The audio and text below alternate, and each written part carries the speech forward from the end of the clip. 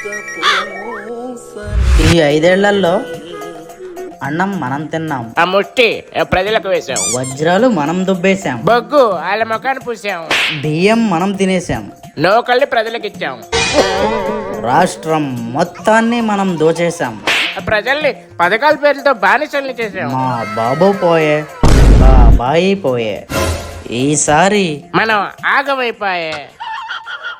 ముషలి నక్క. ఈసారి ఎన్ని మంత్రాలు ఎన్ని కుతంత్రాలు చేసినా మనం వచ్చే ప్రసక్తే లేదు.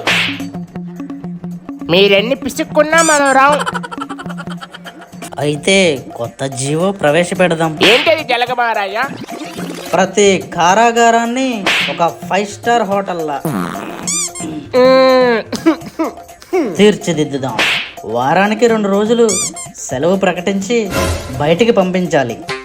ప్రభుత్వ ఉద్యోగులకి ఎలాగైతే విఆర్ఎస్ ఇచ్చి బయటికి పంపేస్తామో, ఖైదీలకు కూడా అలాగే విఆర్ఎస్ ఇప్పించి బయటికి పంపించేయాలి. ఎలాగో ఇంకా 2 నెలల్లో మీరు అక్కడికి వెళ్తారు కాబట్టి ముందుగానే ఈ జీవో తీసుకొచ్చి పెట్టేశారా?